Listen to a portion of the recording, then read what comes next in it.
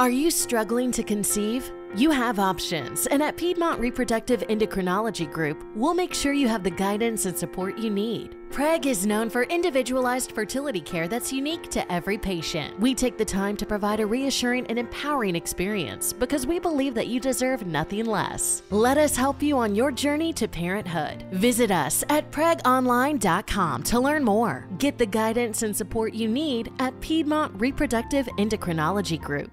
With Lucky Land Slots, you can get lucky just about anywhere. Dearly beloved, we are gathered here today to... Has anyone seen the bride and groom? Sorry, we're here. We were getting lucky in the limo and we lost track of time. No, Lucky Land Casino, with cash prizes that add up quicker than a guest registry. In that case, I pronounce you lucky. Play for free at LuckyLandSlots.com. Daily bonuses are waiting. No purchase necessary. Void where prohibited by law. 18+. Terms and conditions apply. See website for details.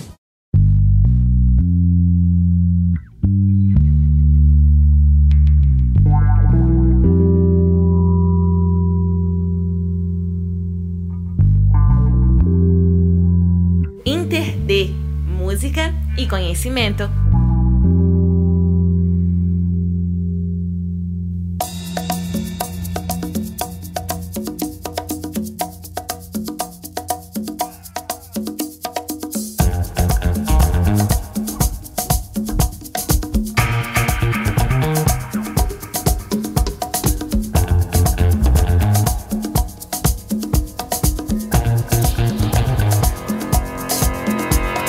O método científico é utilizado na pesquisa e produção de medicamentos.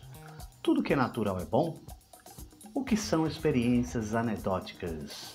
Eu sou a Deluna e esses são temas que vamos abordar nesta edição do InterD. Para isso eu convidei André Bach, que é farmacêutico e doutor em ciências fisiológicas.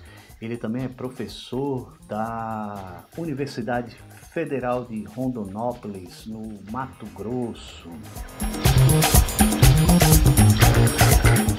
Bom, então vamos lá, né? Para começar, André Bach fala sobre como o método científico é utilizado na pesquisa e produção de medicamentos.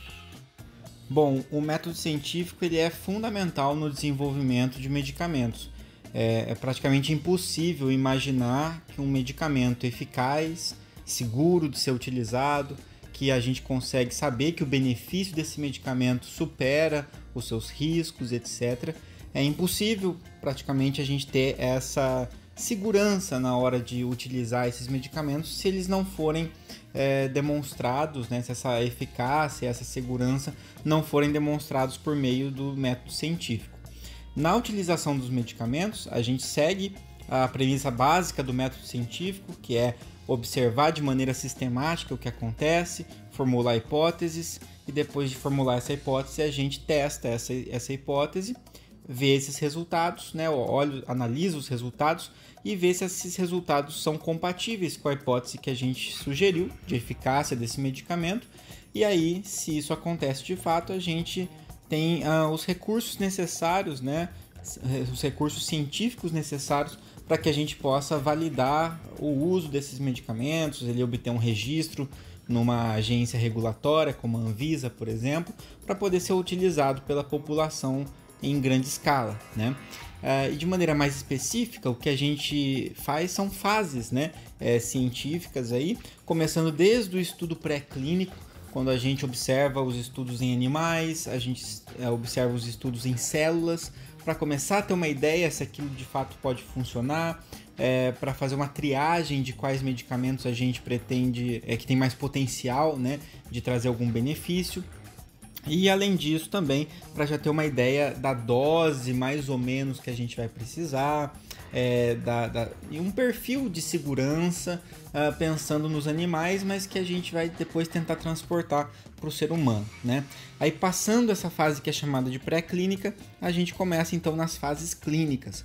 A gente tem a primeira fase, que é uma fase onde a gente vai testar num número pequeno de pessoas para ver se elas toleram bem o medicamento, né? Para ver se ninguém passa muito mal, por exemplo. Então a gente já começa a ter alguns indícios sobre a segurança e a gente começa a ter um direcionamento né? Se a dose que a gente pretende utilizar é uma dose segura. E aí a gente vai para uma fase secundária, né? A fase 2. E nessa fase 2 a gente já começa a ver qual dose que o medicamento se mostra mais promissor. A gente começa então a ter alguns indícios de eficácia e continua acompanhando a segurança desses pacientes até que a gente tem então informações suficientes para seguir para a chamada fase 3. E na fase 3, o que a gente faz aí sim é um chamado ensaio clínico randomizado, em geral multicêntrico, que a gente diz, né? Que na verdade é um nome complexo aí, né? Um nome grande, para dizer o seguinte, que a gente vai pegar os pacientes que a gente, né, os voluntários, na verdade, desse estudo, a gente vai dividir em 2 grupos. Um grupo vai receber o medicamento, o outro grupo vai receber um medicamento falso, que a gente chama de placebo. E a gente vai observar nos 2 grupos se a gente tem uma diferença entre esses grupos. Se de fato quem recebeu o medicamento verdadeiro teve mais benefício do que quem recebeu o medicamento falso. Porque a gente sabe que tem vários fatores que confundem o nosso olhar de uma eficácia, né? As pessoas, às vezes, elas melhoram por outros motivos e acham que foi um medicamento que elas tomaram que melhorou.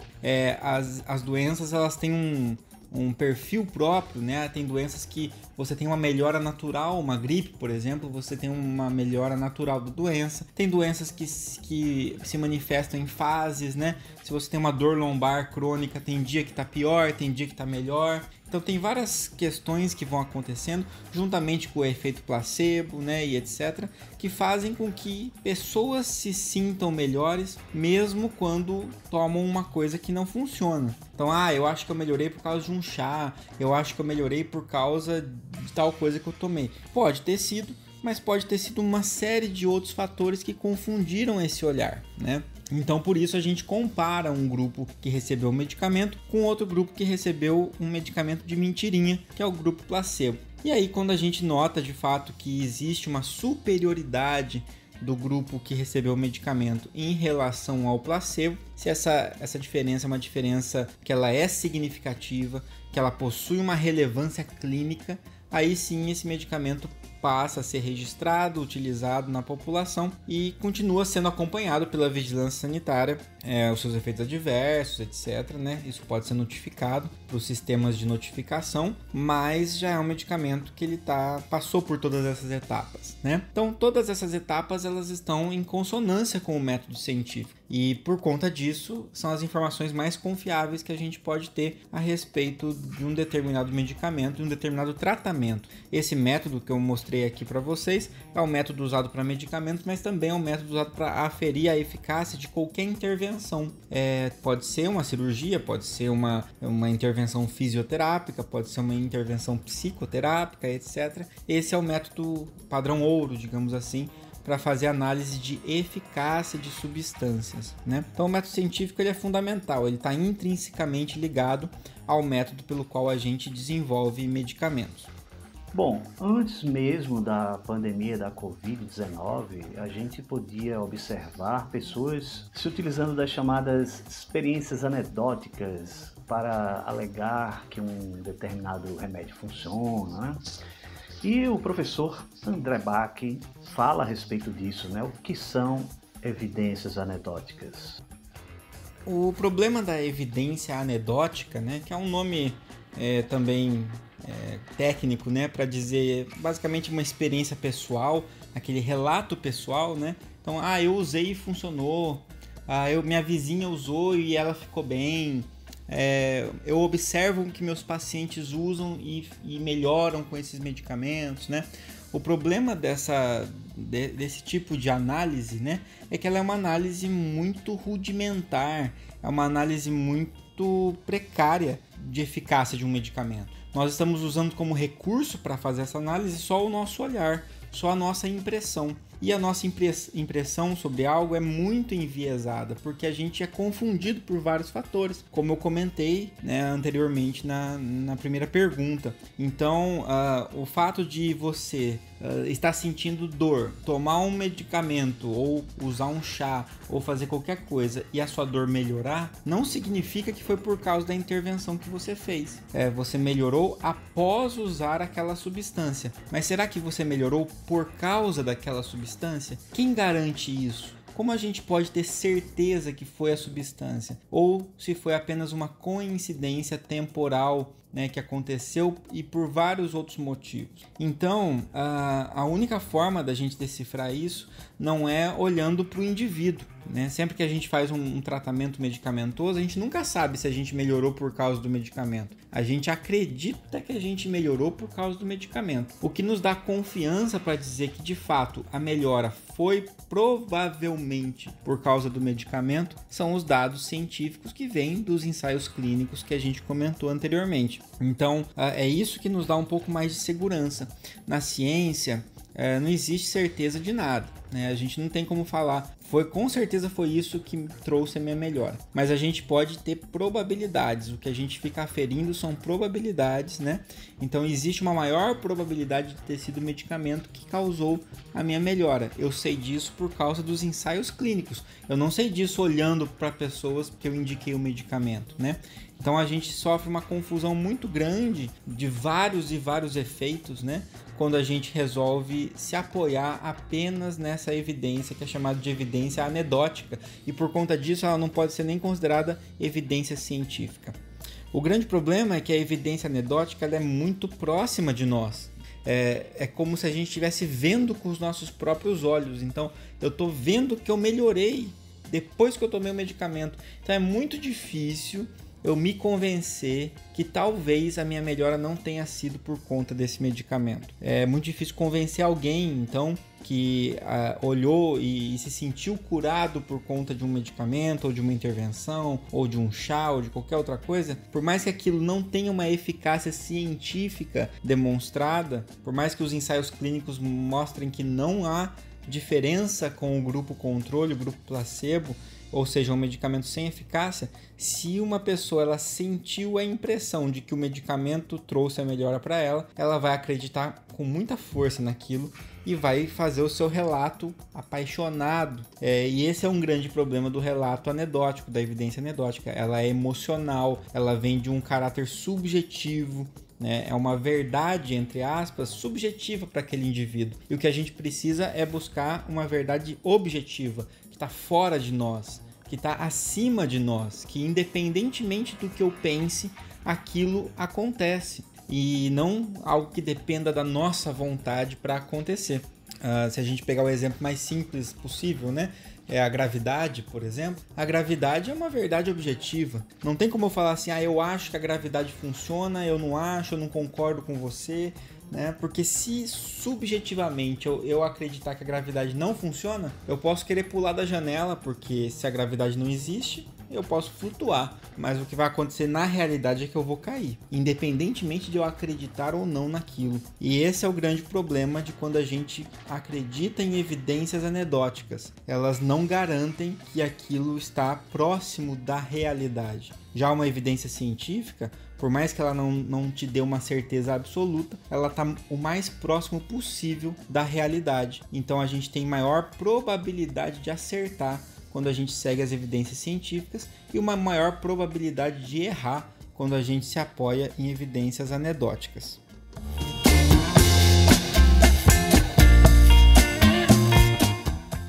Produtos tidos como naturais não podem nos prejudicar? O professor André Bach explica pra gente.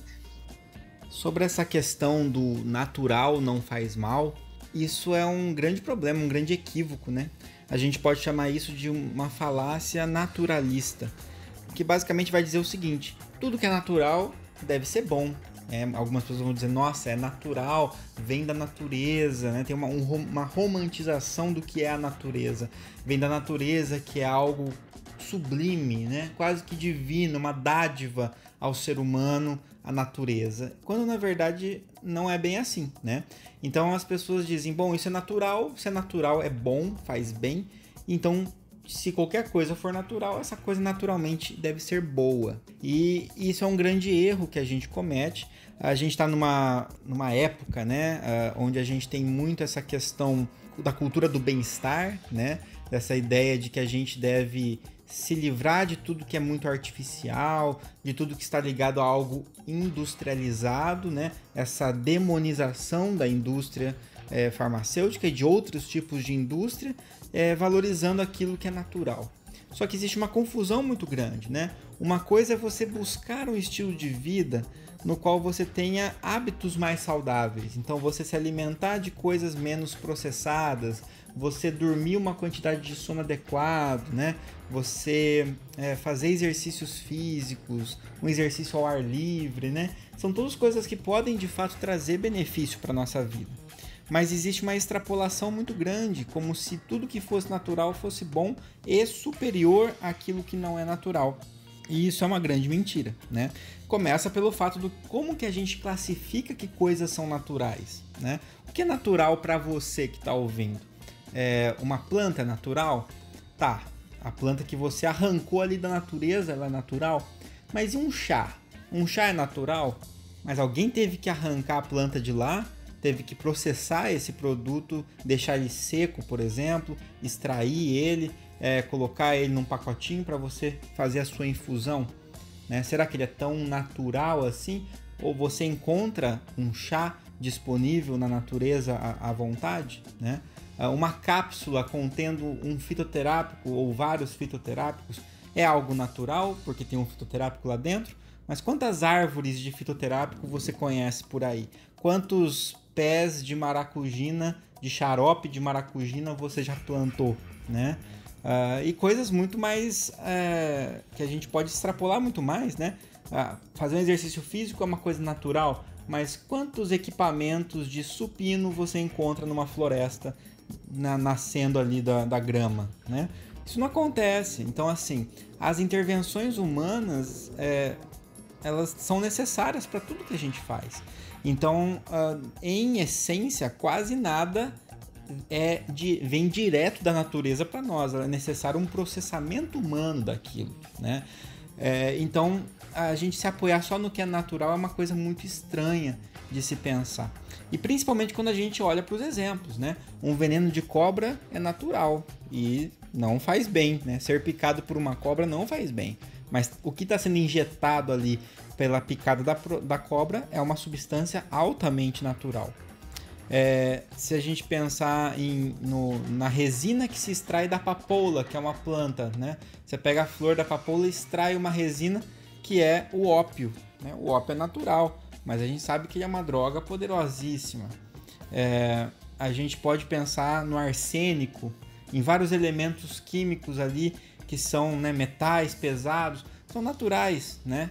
Lógico, eles podem aumentar sua incidência graças à ação do ser humano, mas muita coisa você vai encontrar na natureza e nem por isso faz bem. Assim como um marca-passo cardíaco é algo extremamente, entre aspas, artificial, é algo que não existiria de modo algum na natureza se não fosse as mãos humanas.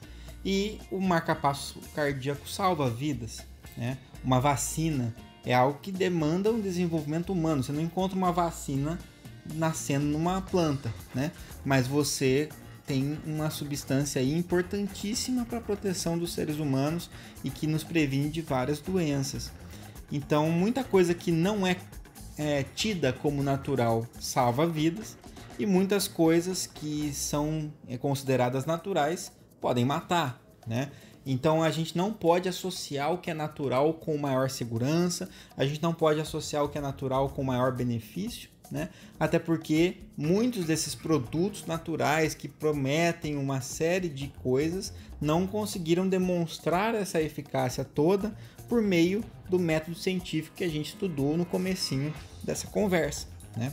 Então, basicamente, essa questão do natural não faz mal, a gente precisa mudar urgentemente antes que coisas mais graves comecem a acontecer. Já acontecem, né? Casos por aí que a gente vê de pessoas que chegam até aí a óbito, né? Por ficar consumindo substâncias consideradas naturais, mas que fazem mal para o fígado, que trazem alguma consequência. Até que ponto podemos confiar na indústria farmacêutica? Nosso convidado, professor em farmacologia e doutor em ciências fisiológicas, André Bach, comenta.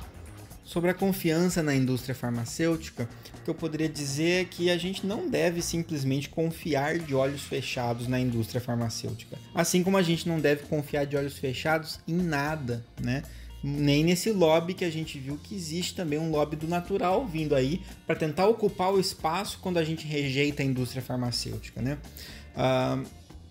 É óbvio, né? Se a gente parar para observar, a gente sabe que a indústria farmacêutica ela visa o lucro e que ela faz, né, o marketing dela, ela faz um lobby até agressivo, né, para conseguir vender esses medicamentos, e isso é uma das coisas que contribui para um cenário que a gente vê de hipermedicalização, né, de pessoas consumindo muitos medicamentos, muitas vezes sem necessidade, né, e isso é de uma maneira irracional e traz muitos malefícios, né, esse excesso de medicalização.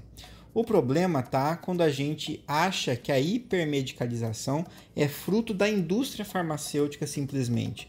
Se a gente pensar isso, o que acontece? As pessoas tentam negar a indústria farmacêutica, demonizar a indústria farmacêutica, porque acham que fazendo isso elas diminuem a hipermedicalização. Mas é mentira, porque a cultura da hipermedicalização ela é muito mais intrincada na nossa sociedade do que simplesmente a indústria farmacêutica. Quando você rejeita a indústria farmacêutica, mas fica tomando chá para qualquer problema que você tem, ou que resolve fazer uma dieta específica, porque você acha que aquela dieta trata o câncer, aquela dieta faz melhora a sua inteligência, sei lá, inventam qualquer tipo de situação, você está hipermedicalizando, trocando o ingrediente, né? Eu troco o medicamento da indústria por um chá, eu troco o medicamento da indústria por uma dieta, né? Então eu continuo com a mesma mentalidade. Então o grande problema disso tudo não é necessariamente confiar ou não em algumas dessas técnicas, né? O problema disso tudo é a gente ter um pensamento irracional a respeito dos tratamentos. Então o que a gente precisa é analisar os tratamentos com racionalidade. E isso inclui fazer uma análise do benefício. Existe um benefício demonstrado dessa intervenção para esse problema. Eu tenho ensaios clínicos, eu tenho evidências científicas que mostram esse benefício para mim. E além disso, quais são os riscos que eu tenho ao fazer isso? Qual é o custo financeiro que eu tenho em relação a isso? E que impactos isso vai provocar em mim e na sociedade? Olhando todos esses custos e riscos e comparando com o benefício que eu posso ter, esse benefício compensa esse risco e esse custo? Se compensar, a gente pode implementar isso. Seja um medicamento da indústria farmacêutica, seja uma intervenção não medicamentosa, seja o que for. E aí, nesse sentido, todos os tipos de tratamento, todos os tipos de intervenção são serviços e são algo a ser consumido por pessoas. E algo que movimenta uma questão econômica também. Então todo mundo vai querer vender o seu peixe. Então a gente não deve olhar com uma confiança cega para nada. A gente não pode ter essa confiança irrestrita em nada, nem na indústria farmacêutica e nem em nada, né? Mas ao mesmo tempo a gente deve considerar todas as possibilidades possíveis que possam trazer um benefício demonstrado cientificamente. E acho que esse é o grande ponto, né? E isso, querendo ou não, né, a indústria farmacêutica, para conseguir registrar os seus medicamentos, ela tem que passar por todas aquelas etapas que eu citei no início. Isso traz sim uma maior credibilidade naquele tratamento que está sendo inserido na população, tá? Não garante que aquele tratamento vai ser maravilhoso, não garante que a forma como que as pessoas vão usar e prescrever vai ser uma maneira racional, mas já por definição já traz um pouco mais do caráter científico com ele, né? Nesse sentido, muitos dados acabam tendo um pouquinho mais de confiabilidade, né? Mais, por exemplo, do que uma pessoa que simplesmente fala que deve tomar um chá de qualquer coisa lá para tratar um problema, porque ela acha da cabeça dela que funciona, ou porque a avó dela falava que funciona, ou porque ela fez um curso de, sei lá, alguma coisa natural ali, que ela acha que resolve todos os problemas, né? Sem ter a demonstração de fato de eficácia. Então, confiança a gente não deve ter naturalmente em nada, a gente deve exercer o nosso ceticismo, né? Mas o nosso ceticismo funciona assim: eu vou duvidar daquilo que a pessoa está falando, eu vou duvidar daquilo que está sendo afirmado, mas não é uma dúvida burra, né? É uma dúvida que tem um fundamento, é uma dúvida saudável. Eu vou duvidar porque pode ser que não seja verdade, mas no momento em que as evidências científicas adequadas são apresentadas para mim, e aí sim eu devo aceitar a evidência, né? Devo ceder a essa evidência, e aí eu vou estar tendo um bom equilíbrio entre duvidar sempre que eu posso, né?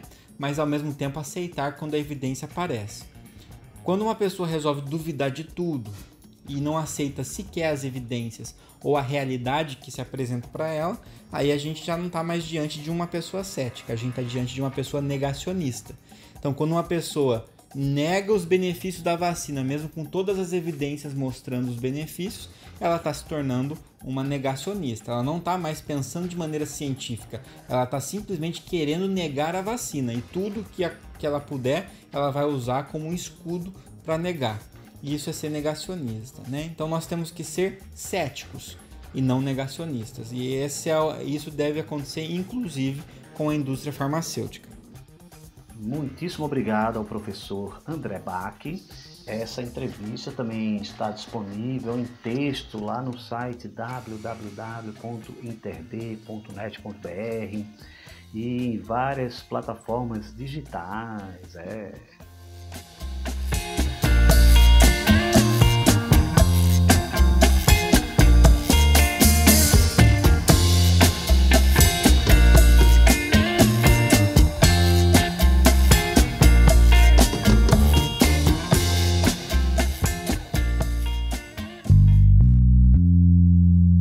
InterD, música e conhecimento.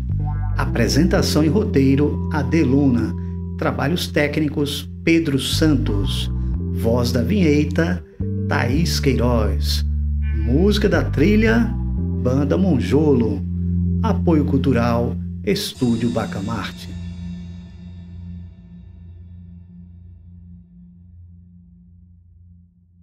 Judy was boring. Hello. Then Judy discovered ChumbaCasino.com. It's my little escape. Now Judy's the life of the party. Oh, baby, mama's bringing home the bacon. Whoa, take it easy, Judy. The Chumba life is for everybody. So go to ChumbaCasino.com and play over 100 casino-style games. Join today and play for free for your chance to redeem some serious prizes. ChumbaCasino.com. No purchase necessary. Void where prohibited by law. 18 plus terms and conditions apply. See website for details. Hello, saver. Whether you're saving for that trip to the tropics or saving for an emergency, now is the time to take advantage of Wells Fargo's savings options. Wells Fargo offers savings accounts that can help you save towards your goals. So, what are you saving for? Visit a Wells Fargo branch or wellsfargo.com/save to open a savings account today. Wells Fargo Bank, N.A., member FDIC.